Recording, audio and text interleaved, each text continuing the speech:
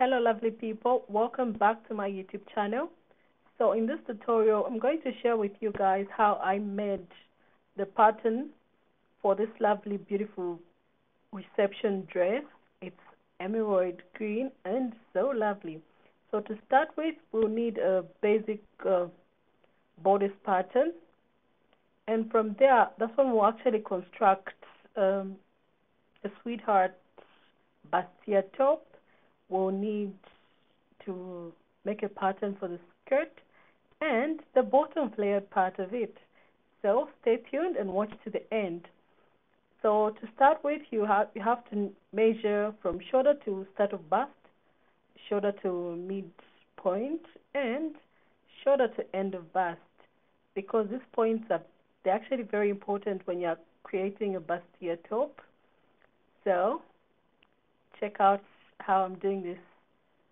So that's the midpoint, and that's the end point. You also need to measure the nipple to nipple distance, which will help in determining the darts of the bustier top. Yeah, and you need to measure.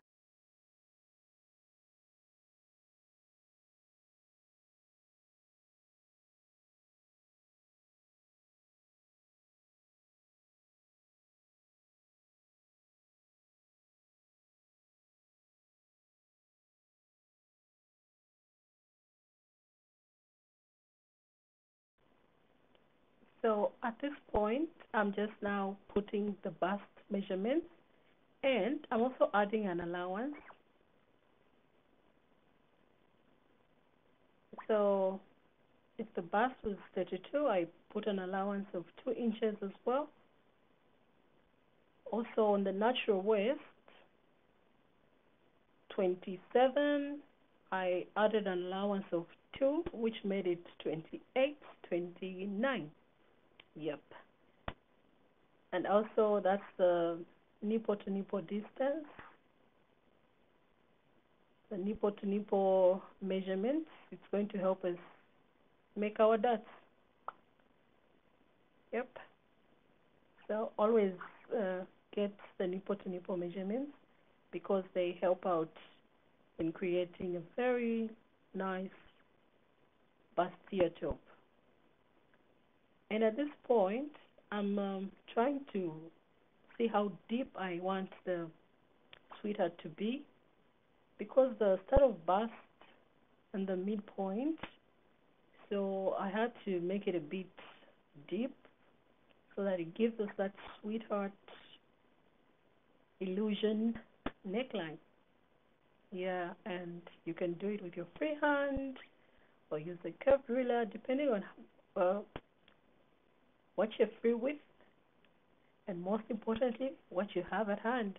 If you don't have a curved ruler, you need to improvise, okay?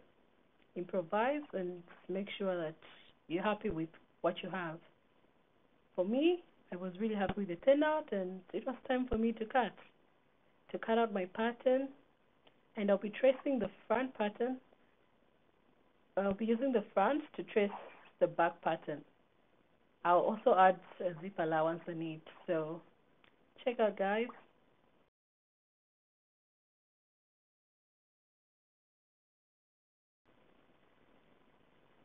At this point, I created my dots and actually worked with one inch on the start of bust, because the size is actually small. Yep. Depending on what size you have, it will also determine how many inches you're going to remove for the dots. And we're putting a zip allowance here. So this is the back part that we're tracing now. The armhole. The armhole is also important when you're tracing the back part, because that's where the front and the back is going to join.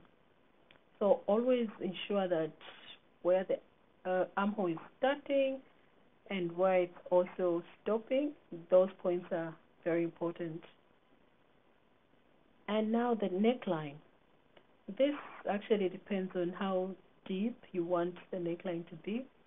If you want it to be a really low neckline, you can make that, but always ensure that the armhole for the front part and the back part are actually meeting.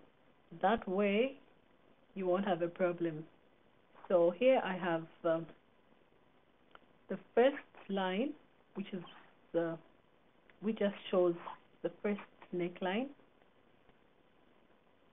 If you don't want it to be that of the V, and it actually slants a bit. And then we have neckline 2, which it's a V neckline, and it doesn't drop that much.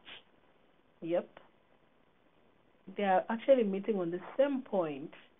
So I'll even show you something which is a bit deeper than the second one. But for me, I'll be using the second one because that's what the client requested. And now we have the neckline 3. If you want something deep, always ensure that the meeting point on the armhole, because that's where the hand is going to be. So whatever you decide the depth of the neckline to be, but it should meet the armhole. The front and the back should always meet at the armhole. Okay, so there it is. We're going to use 2.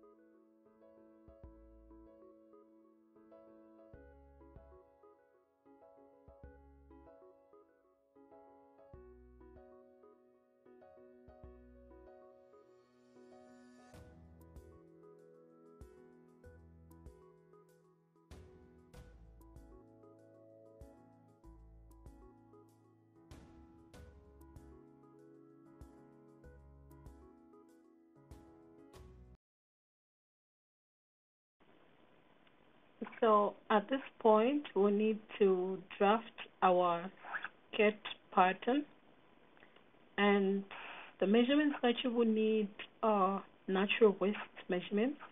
You need the waist measurement, the hip, and you also need the knee.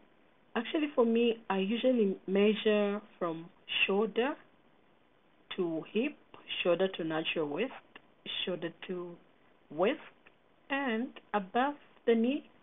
And also, I measure the knee. Trust me, this actually helps. It helps a lot because I haven't mastered most of the measurements. So for me to get a perfect result, I just have to follow those types of the way of measuring. I measure from the shoulder to the hip, and I also measure the actual hip, the hip circumference as well. Yep. I don't have a muslin, so those measurements actually help for me to get accurate measurements.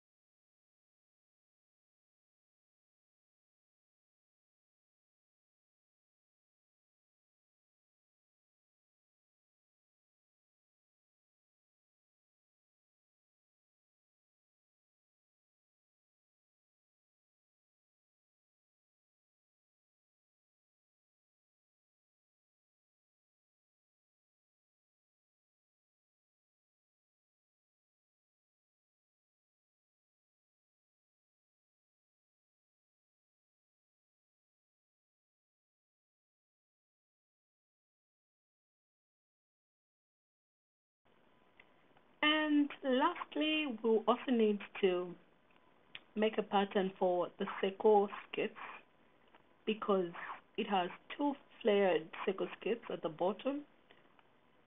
We have one circle skirt which is very big and the other one is small. It's like a small circle skirt. So let's do this.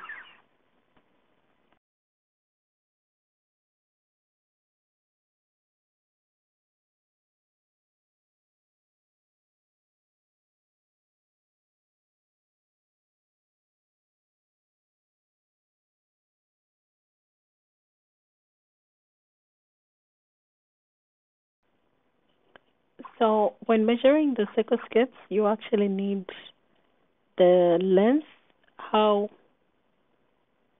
long you want the circle skirt to be, and also you need the circumference of the knee area.